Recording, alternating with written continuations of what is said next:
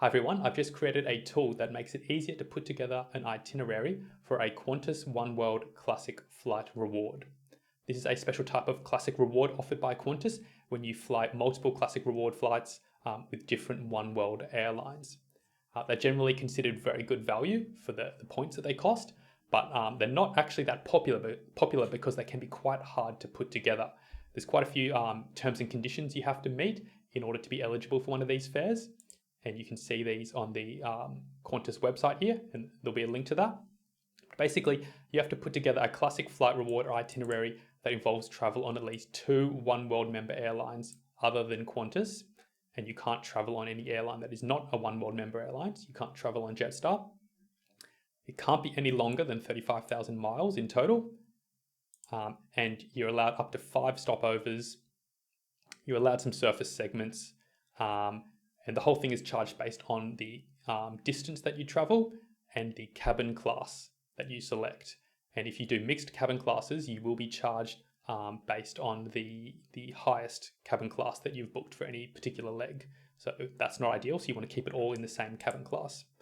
And you can see this table here, which basically outlines, depending on how far you travel across the entire itinerary, you'll end up in one of these zones. And then based on the cabin class, the highest booked cabin class, that'll be used to work out how many points you're going to be charged. If you end up doing a round the world trip, you're probably going to end up in this bottom zone here, zone 10. And basically in this zone, once you're beyond 19,200 miles in total, you don't get charged any further for distance up to 35,000 miles. So this is generally considered the best spot in terms of value. And a lot of people want to end up in here. So the trip will set you back 132,400 points in economy class or 318,000 points for business. And that's per person. So how does my tool help you put together one of these? Well, the key to putting together one of these is flexibility in terms of dates and destinations that you're happy to go to. And this tool basically just makes it a bit easier for you to figure out where you might be able to travel on particular dates. And help you put together one of these itineraries. So I'll just run you through how it works now. The first step you're going to want to do is to enter your trip details here, and that basically involves selecting your cabin class and your seat count. And you can't change this later, so make sure you get this right now. Say that I'm putting together an economy itinerary for 2 people. I would select these options here, and then I'm going to hit Start Trip. And you can see that the trip details have been entered here. I'm going to add my first stopover. So say that I am leaving from Sydney.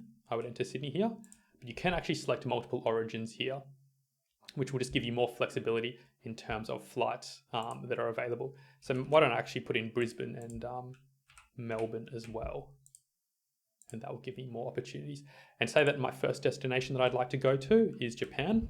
I can select the country of Japan here, and then that will open up all these different airports. I can select an approximate departure date. So say that I want to go at the start of October, and I can enter a date flexibility. And this is really important because we know how hard these itineraries are to put together. So you need to be flexible with your dates. So say that I want to go around the start of October, but I'm willing to travel up to a week either side of that, just to give myself more flexibility and more options. Once you do that, you're going to hit this Find Flights button here, and that's going to do a live search for flights now, and it's going to return all the different options for us and display them on this map view here as well. The more origins and destinations you select, the longer this live search will take for flights.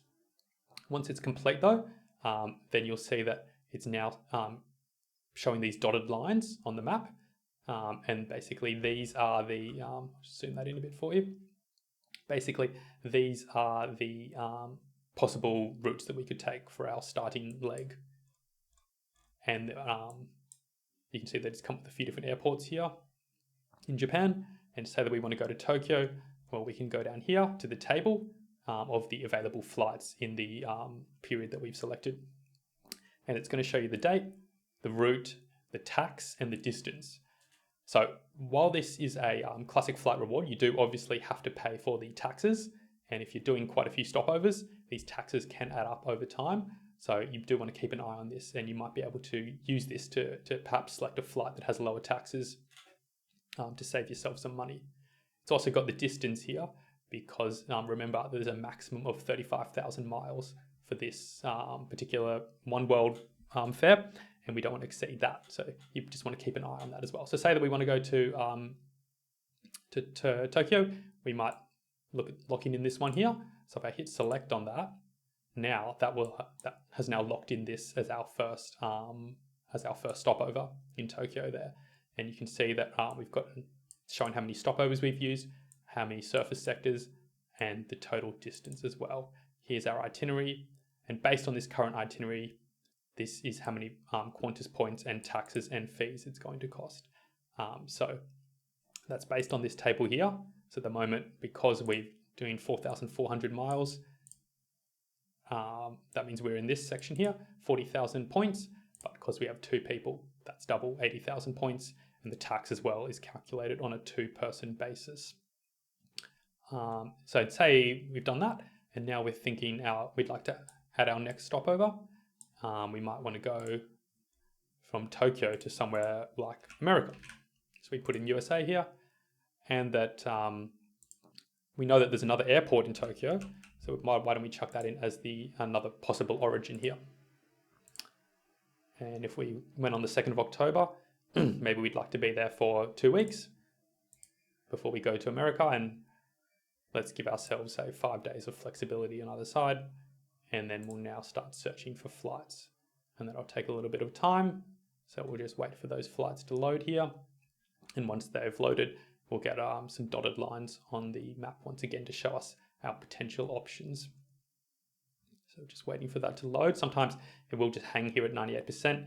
If you just be patient, there you go, the flights will load. So that percent isn't always perfect. And now you can see on the map here that we've got a few different options for where we could go. So we've got Hawaii, Seattle, San Francisco, LA. We've got all kinds of options here. If we're interested in, for example, going to LA, we'd have a look down here. And again, you can see the tax and the distance for these different flights here. There's not too much variation, although you can see, for example, some of them, if you're just going to Hawaii, the taxes and the distance is shorter. Oh, you can see down here that we've spotted an interesting flight here.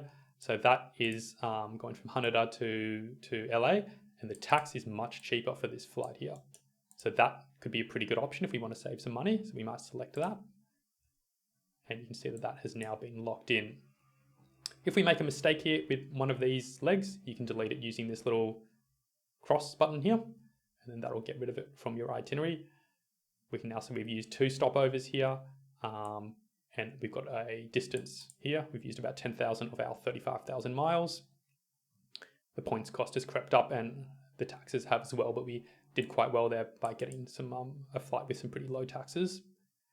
If we wanted to, for example, go to San Francisco without flying there, we might want to make that just a surface segment, and you can add that in here. And if we go into LA on the 16th, maybe we'd like to be there for, I don't know, about a week. So we can set that date and then save that surface sector there. So that surface sector is now saved, and you can see that those lines have just added another line there between LA and San Francisco. You can keep going. Say you wanted to go to New York, for example. You can put in all the airports for New York. Select an approximate date, give yourself some flexibility, and then you can find flights. Because we're just doing 1 origin and 3 destinations, it's much faster at finding flights. And you can see that these internal US flights have got very low taxes, which is great to see. So we can just lock in one of these. You might then want to go to Europe, for example. So you can put in all the major airports in Europe, including all the airports in New York as your origin. And then maybe we want to do that in November, and we'll give ourselves plenty of flexibility. So as you can see, that's going to be quite slow. It will take a little while to search all the different routes between these 3 origins and these 29 destinations. So that will take a little bit of time. While we're waiting for that, one thing I will mention is that you may remember that one of the important parts of this oneworld booking is that you don't travel on any non-oneworld member airline. One unfortunate thing of this tool is that it mostly does filter out Jetstar flights, but it will sometimes show you Jetstar flights. And you won't know that they're Jetstar flights here until you go to book it on the Qantas website. Particularly if you're booking between Australia and Japan, that route has a lot of Jetstar flights. So you do just have to be careful and double check those things. And I apologize for that. I'm hoping to remove those Jetstar flights as much as possible from this search. It will sometimes show them, and you do just have to be aware of that. So you can see that it's returned that data now, and it's given us all these potential options of where we could go in Europe. So, there's plenty of different options here, which is nice to see. If we go down to the flights table, we can also see that there's quite a big variation in the taxes as well here. So if we're looking to save money, we might want to go to somewhere like Athens, where you can see the taxes are really low, rather than somewhere like London, where the taxes are a bit higher. But if you don't care about that, of course, you can just go wherever you like. If you want to go to Paris, for example, you might want to lock in this flight here. And basically, you can just continue this on and on. One thing you have to be aware of is that if you don't finish in your origin city, you will be charged the distance between your final city and back to your origin. So in this case, if you finished in Paris, you would still be charged the distance between Paris and Brisbane, because that was your origin city in this particular case. The tool doesn't calculate that at the moment. It's just still kind of in beta, this tool. I haven't added all the features to it that I'd like to, but if it gets enough interest, I'll add some extra features in like that can recalculate that distance back to your origin city. And we can see how many stopovers we've used, surface sectors and all that, and the total cost so far in points, taxes and fees. So as you can see, the main advantage of using this tool is it allows for a lot of flexibility in terms of your dates and your destinations, and that can make it a lot easier to put together an itinerary for one of these oneworld fairs. I hope that makes sense. I think I've explained everything I wanted to explain.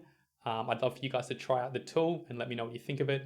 Let me know what features you'd like me to add. That would be great. If you could subscribe to this YouTube channel as well, that would be wonderful. This is where I release all of the new features that I'm adding to flightseeds.io. It'd be great to have you here, and thanks so much for watching.